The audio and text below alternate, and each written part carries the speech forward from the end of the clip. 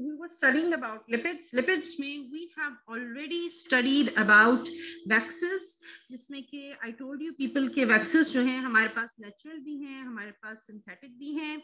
We studied about acyl glycerols. ठीक है, acyl glycerols I told you कि आप लोग एक चार्ट ड्रॉ करेंगे जिसके अंदर आप comparisons जो हैं मेरे लिए बनाएंगे बीच में.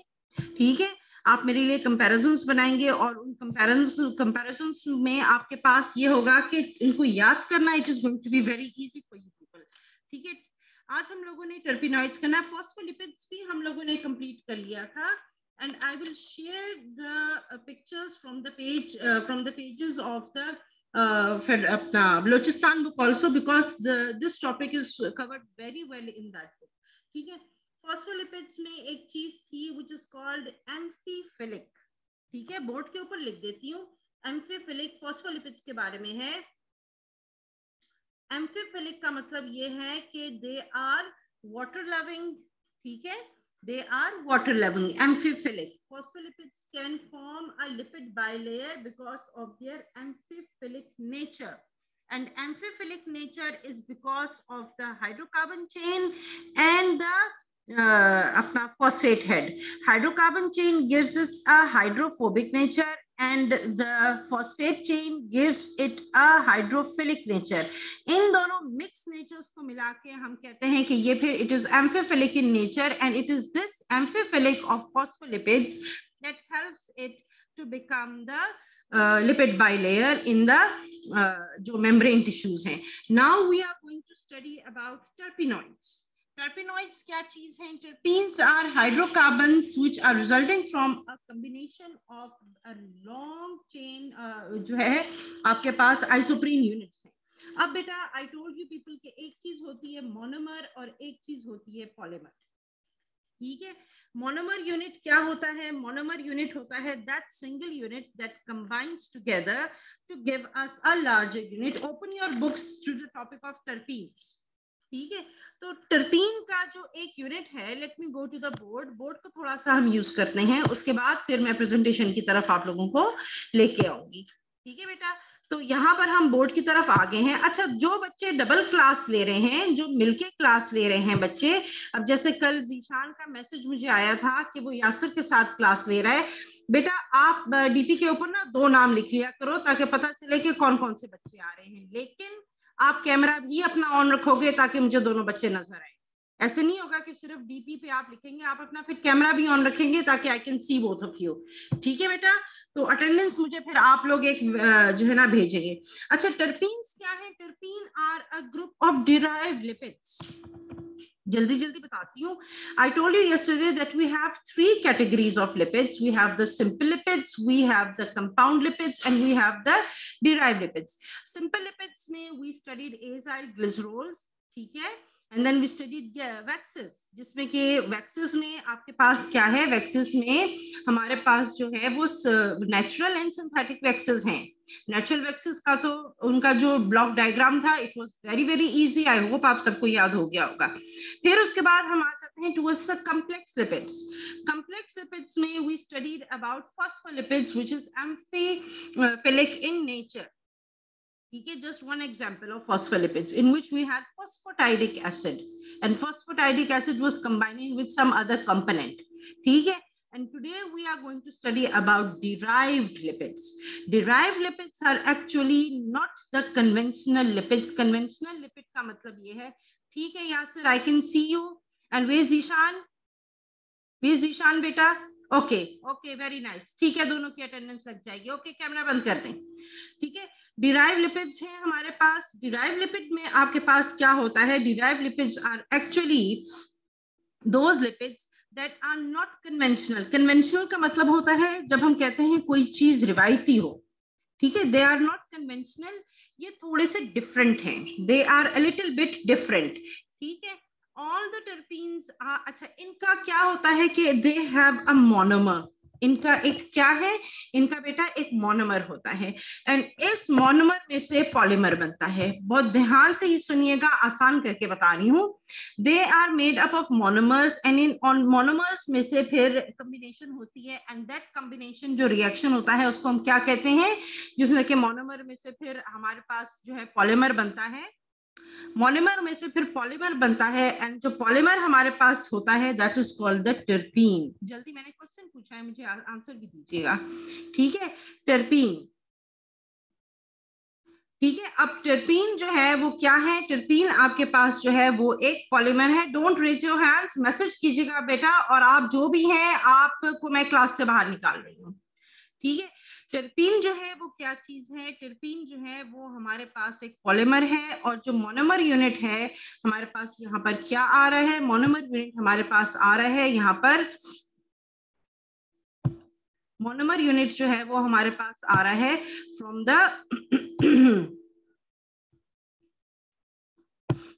From the isoprene unit. इसमें जो मोनोमर यूनिट हमारे पास आ रहा है वो हमारे पास है आइसोप्रीन यूनिट। आइसोप्रीन यूनिट जो है वो क्या होता है? आइसोप्रीन यूनिट जो है वो इसका एक 5 कार्बन बिल्डिंग ब्लॉक है, ठीक है। हम टर्पीन की बात कर रहे हैं। बुक के अंदर देखिए, ये एक ब्रांच्ड आइसोप्रीन यूनिट है, और आइसोप्रीन यूनिट क्या है? ये क्या है? It is made up of a 5 carbon connection, ठीक है। Isoprene units are going to join together, and these isoprene units are going to give us the different types of terpenes. Now, when one isoprene unit is present, तो क्या होगा? एक isoprene unit जब present होगा तो उसके अंदर हम कहेंगे that is called a simple terpene, ठीक है। उसको हम सिंपल आइसोप्रीन कहते हैं, ठीक है।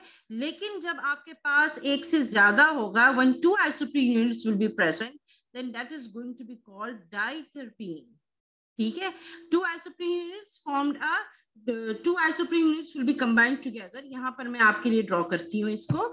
2 isoprene units हमारे पास यहाँ पर हम इसको ड्रॉ करेंगे और फिर मैं आपको बताती हूँ, ठीक है। अब हम देखते हैं कि आपके पास एक ये isoprene unit है, फॉर एग्जाम्पल इस तरह करके 5 कार्बन का यूनिट है, और ये आपके पास इस तरह करके आपके पास एक आइसोप्रीन यूनिट है। 1 2 3 4 कॉर्नर्स हैं, और एक कार्बन इसका यहाँ पर है, ठीक है। ये आपके पास 1 2 3 4 और ये 5, 2 आइसोप्रीन यूनिट एक दूसरे के साथ जब कनेक्ट होते हैं, देखिए, ठीक है, तो फिर ये टर्पीन बनता है। अब ये टर्पीन जो बना है दरमियान में, दिस इज द बॉन्ड। ये बॉन्ड आपका बिकॉज ऑफ कंडेंसेशन बनना है, ठीक है। यहाँ पर पॉलीमराइजेशन हो रही है। नाउ ये और ये, दिस इज अ टर्पीन, ठीक है। लेकिन कौन सा टर्पीन है? सिंपलेस्ट टर्पीन है। 1 isoprene, second isoprene, 2 isoprenes are going to give us the simplest terpene. और ये सिंपलेस्ट टर्पीन का जो एग्जांपल है हमारे पास बेटा, सिंपलेस्ट टर्पीन का एग्जांपल हमारे पास क्या है? मेंथॉल है, ठीक है। इसका एग्जाम्पल हमारे पास है मेंथॉल। और ऐसे टर्पीन को जिसमें कि 2 आइसोप्रीन यूनिट्स प्रेजेंट होते हैं और सिंपल टर्पीन बनता है, that is called a monoterpene, ठीक है। It is called a monoterpene. फिर उसके बाद हम देखते हैं कि मोनोटर्पीन के बाद अब फॉर एग्जाम्पल अगर 4 आइसोप्रीन यूनिट्स लगते हैं, ठीक है।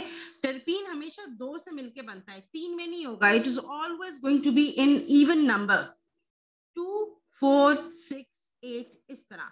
मोनोटर्पीन में 2, ठीक है। डाइटर्पीन के अंदर आपके पास कितने होंगे? 4, ठीक है। हेक्साटर्पीन में या ट्राइटर्पीन में आपके पास कितने होंगे? 6।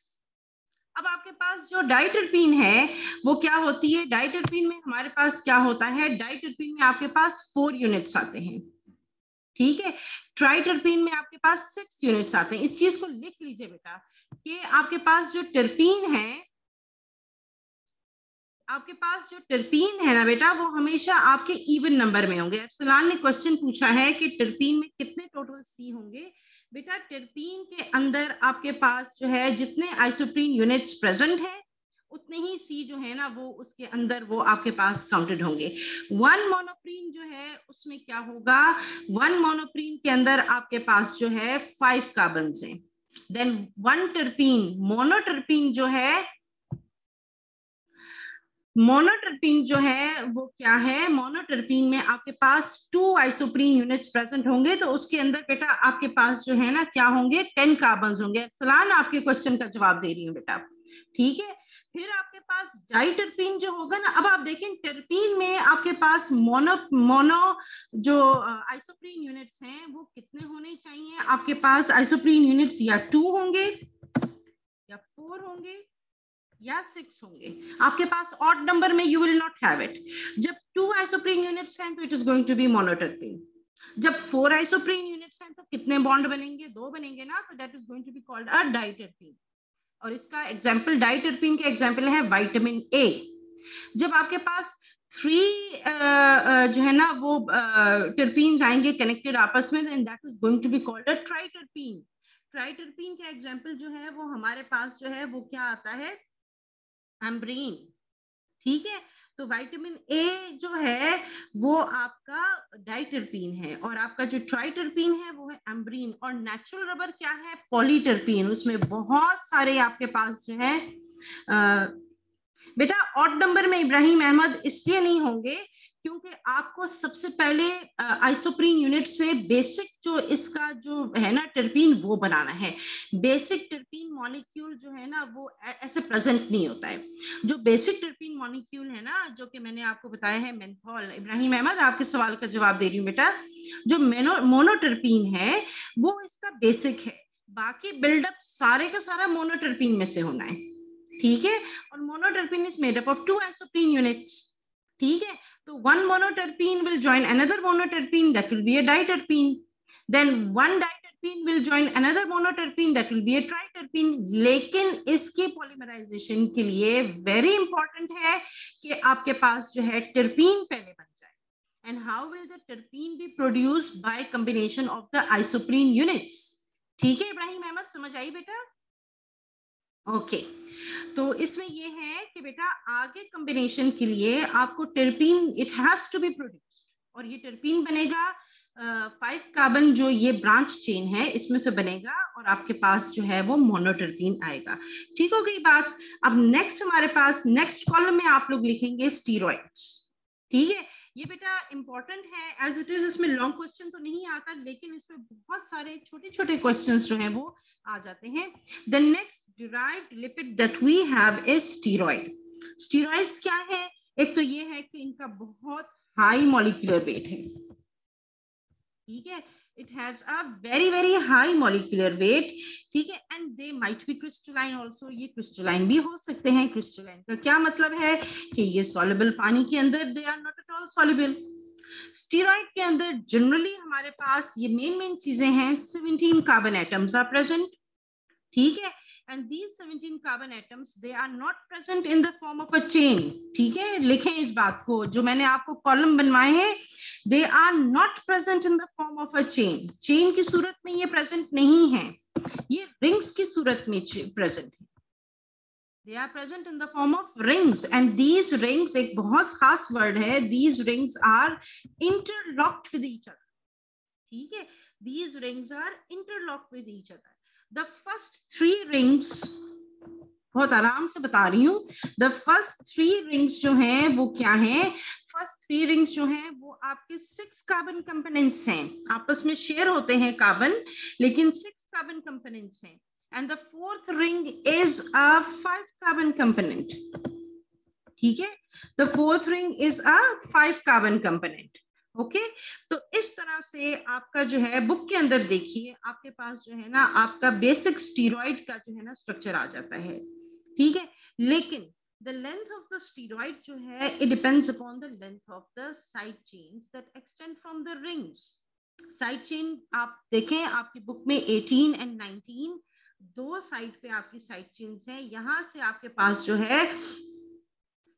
पास जो है वो लॉन्ग चेन्स बनती हैं। अच्छा, एक और चीज आप याद रखिए कि these structures of steroids they are also synthesized from the isoprene unit, so they are derived from the isoprene. अब यहाँ पर देखें, हमें कुछ पता नहीं चल रहा कि फैटी एसिड कहाँ पर है, हमें नहीं पता चल रहा कि यहाँ पर आपके पास जो है अल्कोहल कहाँ पर है, बिकॉज सब कुछ जो है वो बीच में इट हैज जस्ट डिसअपीयर्ड। ठीक है, तो ऐसे जो आपके लिपिड्स हैं जिसके अंदर you can not see the हाँ, अमार मेहदी इंटरलॉक मीन्स का मतलब ये फिक्स्ड हैं, वो एक दूसरे के साथ इतना ज्यादा फिक्स्ड हैं। बुक के अंदर डायग्राम देखें, एक दूसरे के साथ बहुत टाइटली वो एक दूसरे को होल्ड कर रहे हैं। They can not leave each other, they are sharing some carbon atoms, that is why they are interlock. वो एक दूसरे के साथ बिल्कुल फिक्स हुए हैं। ठीक है, बुक के अंदर देखें 5 रिंग्स की डायग्राम दी हुई है अमार मेहदी। तो ये डिराइव फ्रॉम आइसोप्रीन से a very very very important example of this अपना steroid in our body is cholesterol. ठीक है, कोलेस्ट्रॉल जो है ये आपकी बॉडी के अंदर it is a very important component. And where have we studied cholesterol? किसी को अगर याद है तो मुझे जरा बता दीजिए, कोलेस्ट्रॉल आपने कहाँ पर पढ़ा पहले? किसी को अगर याद है तो बता दीजिए, बहुत इंपॉर्टेंट फंक्शन था कोलेस्ट्रॉल का। If anybody remembers please tell me. Yes, I have got an answer. जी, जिसको याद है कोलेस्ट्रॉल हमने कहाँ पढ़ा? ओके, बाइलेयर में। बाइलेयर में कहाँ पर प्रेजेंट था? What is the function of cholesterol in the, okay yes Mohammad Akram, very good. Cell membrane में प्रेजेंट था। What is the function of cholesterol in the cell membrane? एक खास वर्ड मैंने यूज किया था, अगर आपको याद है तो एक खास वर्ड मैंने यूज किया था इसके लिए, इफ यू रिमेम्बर। जी, the main role of cholesterol, yes, anchoring है, नहीं नॉट सरफेस मार्कर बेटा, एंकरिंग है। Samiullah, steroids are not dangerous. ठीक है, it reduces fluidity. Yes Mohammad Ayaz, Samiullah, I will answer your question. Reduces, ये wedge, it they act as wedges. ठीक है, steroids are not dangerous for our body. Our body produces steroids in the required amount.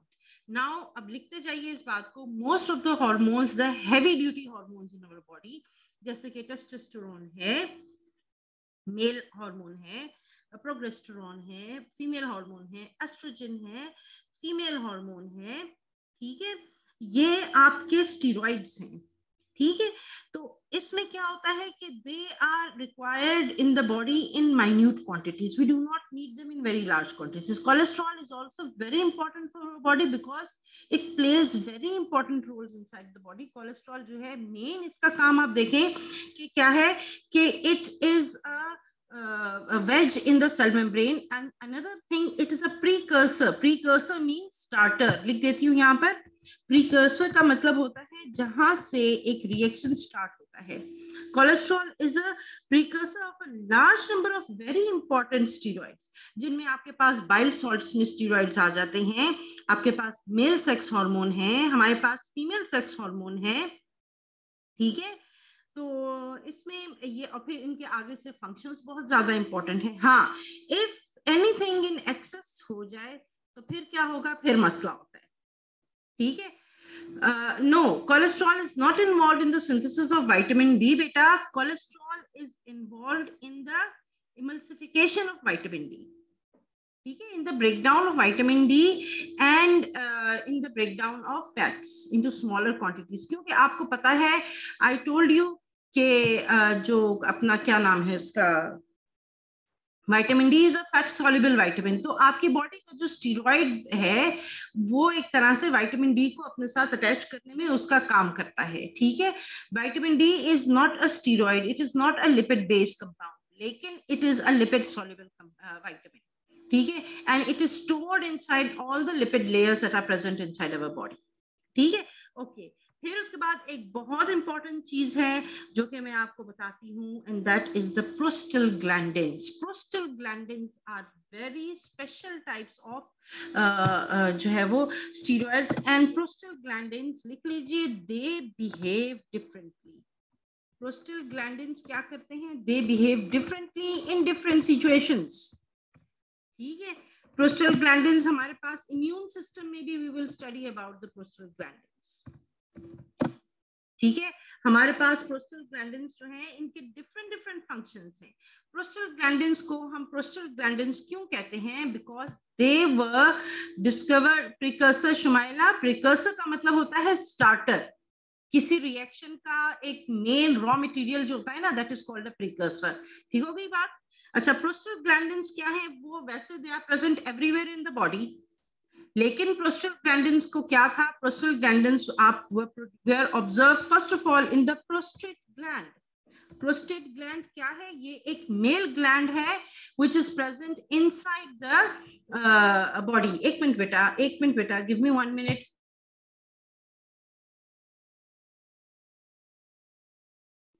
Okay, तो इसमें ये है कि आपके पास जो प्रोस्टेट ग्लैंडिन्स हैं, they are actually present in the prostate gland. Prostate gland is present in males के अंदर ये प्रेजेंट होता है, और वहां पर ये हमारे पास जो है ना ये प्रेजेंट था.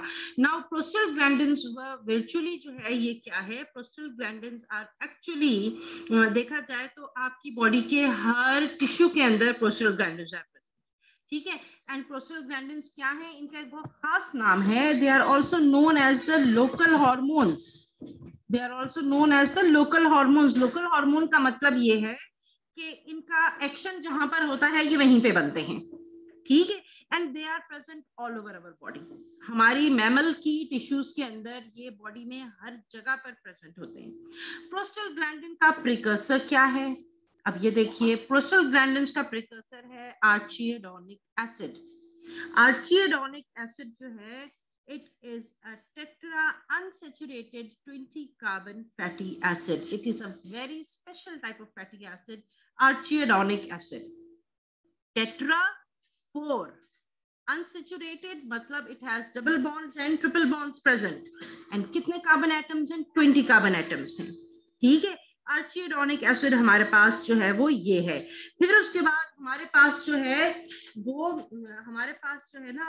आपके पास जो प्रोस्टेट ग्लैंडिन के अंदर एक तो आपके पास 20 कार्बन एटम्स हैं, और दूसरा आपके पास जो है वो एक 5 कार्बन रिंग है. ये मिलके आपको आपका प्रोस्टेट ग्लैंडिन जो है वो बनता है.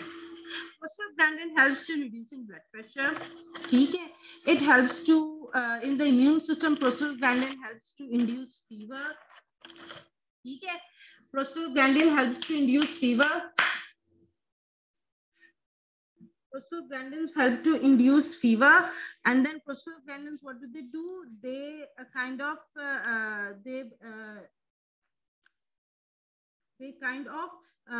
जो है cause inflammation. ठीक है, and then they increase the pain. They also help to regulate the blood clotting processes. अब आपको जब बुखार होता है तो ऐसा करें, आप रीड करें ना जरा इसको.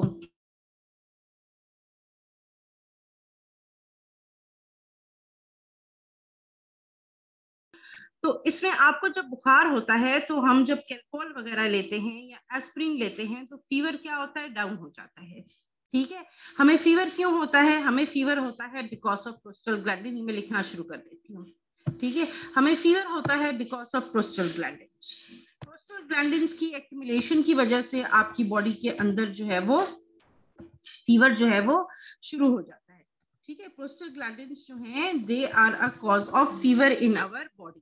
ठीक है, जब हम एस्प्रिन लेते हैं या कैलपॉल लेते हैं या पेनाडोल लेते हैं या कुछ भी ऐसी चीज लेते हैं, तो क्या होता है कि जो प्रोस्टेट ग्लैंडिन की मैन्युफैक्चर है, I just told you that prostaglandin is manufactured from a 20 carbon जो है unsaturated arachidonic acid and 5 carbon ring के साथ मिलता है. ठीक है, 20 कार्बन arachidonic acid के साथ एंड देन एक 5 कार्बन रिंग जुड़ के तो आपको प्रोस्टाग्लैंडिन बनते हैं. ठीक है, तो एस्पिरिन जब हम लेते हैं तो aspirin goes and interferes with the production of prostaglandin. कहां पर? जहां पर आर्चिडोनिक एसिड की कन्वर्जन स्टार्ट होती है. ठीक है, वहां पर जाके प्रोस्टाग्लैंडिन जो है वो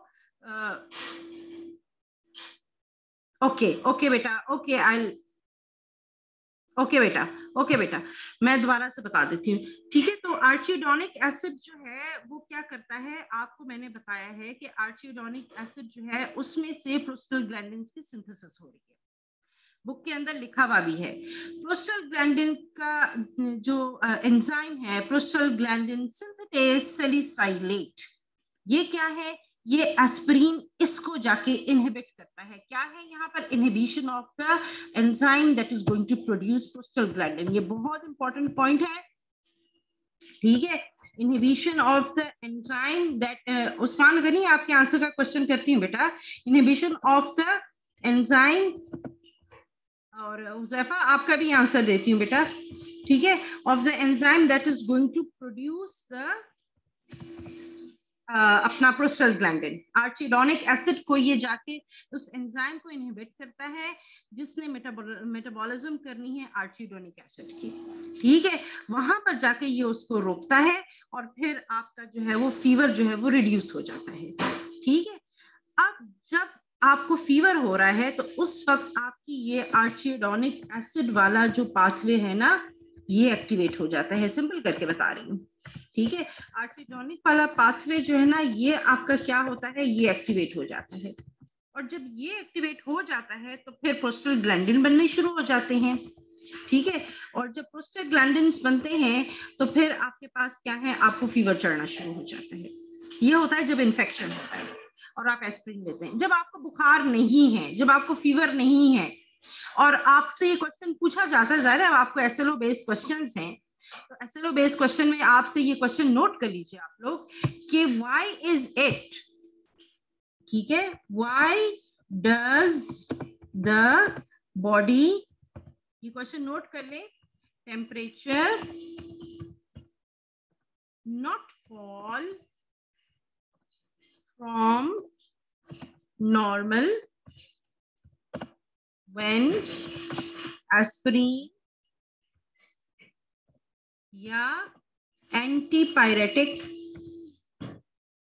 एंटीपायरेटिक होती है बुखार की, ठीक है, इज टेकन, ठीक है, कि आपके पास जब आपको बुखार होता है तो आप दवाई लेते हैं, बुखार आपका नीचे चला जाता है, लेकिन जब आपको बुखार नहीं है, आपने दवाई ली है, टेम्परेचर सेम रहता है। तो इसका ये है कि जब when you are having fever तो उस वक्त आपका ये प्रोस्टाग्लैंडिन प्रोडक्शन का जो पाथवे है वो एक्टिवेट हो जाता है, एंड एस्पिरिन या एंटीपायरेटिक जो है वो क्या करते हैं, वो जाके आपको उस पाथवे को जाके वो ब्लॉक करते हैं, ठीक है।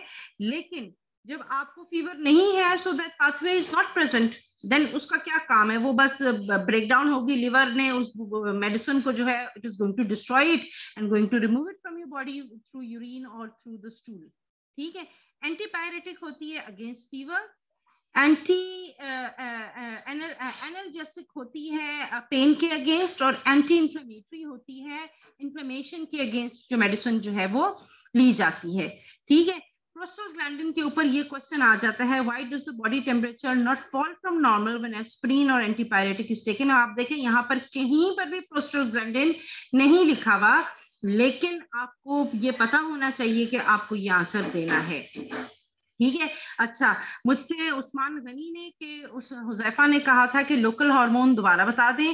बेटा लोकल हार्मोन्स यहाँ पर लिख देती हूँ मैं, local hormones are actually produced, ठीक है, they are produced in the area of action, ठीक है, they are produced in the area of action, पूरी बॉडी में ये प्रोड्यूस है, ठीक है, they are produced in the area of action, that is why they are called local hormones.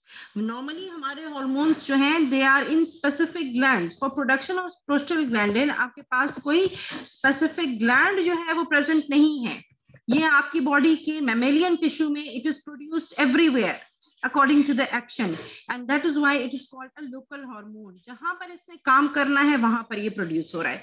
And prostaglandin के different functions हैं, ठीक है, डिफरेंट फंक्शंस हैं प्रोस्टाग्लैंडिन्स के अंदर, और ये क्या है, ये लिपिड बेस है, ठीक है। यहाँ पर मैं इसको करती हूँ स्टॉप, और आप लोगों के पास अगर कोई क्वेश्चन है तो फिर मुझे बताइएगा, और एक दफा स्लाइड को हम लोग देख लेते हैं, ठीक है, क्योंकि स्लाइड हमारी रह गई थी, एक्सप्लेनेशन, शुक्र है टॉपिक हमारा ये कंप्लीट हो गया। कल इंशाल्लाह न्यूक्लिक एसिड्स करेंगे। Can you see the slide बेटा, can everyone see the slide बेटा, स्लाइड विजिबल है सबको? ओके, जल्दी जल्दी पढ़ लेते हैं। Terpenes are hydrocarbons resulting from the combination of several isoprene units, isoprene unit ये है, ठीक है। Steroids and sterols in animals are okay, thank you beta, thank you. Biologically produced from the terpenoid precursors, terpenoid monoterpene है, okay, monoterpene है, okay, आगे चलते हैं। Terpenoid आपके पास ये आप स्क्रीनशॉट ले लीजिए, ट्राइटर्पिनॉइड जो है उसमें 6 आइसोप्रीन यूनिट्स हैं, टेट्राटर्पिनॉइड में आपके पास जो है वो 8 आइसोप्रीन यूनिट्स हैं, पॉलीटर्पिनॉइड में आपके पास जो है you have many isoprene units present in them, बस यहाँ तक हमारा काम हो गया पूरा आज, ठीक है। और कल इंशाल्लाह बेटा हम लोग जो हैं हम पढ़ेंगे बायोमोलिक्यूल अपना डीएनए एंड आरएनए, ठीक है। एंड देन हम एनिमेलिया स्टार्ट करेंगे। क्लास में प्रेजेंट रहिएगा, अपना ख्याल रखें बेटा, ठीक है। सी यू पीपल टुमारो, अल्लाह हाफिज, जा सकते हैं। अच्छा मैम, जब फीवर होता है तो पोस्टल गैनिन पाथवे ओपन होता है, फिर हम एस्प्रिन लेते हैं, और अगर फीवर ना हो तो फिर हम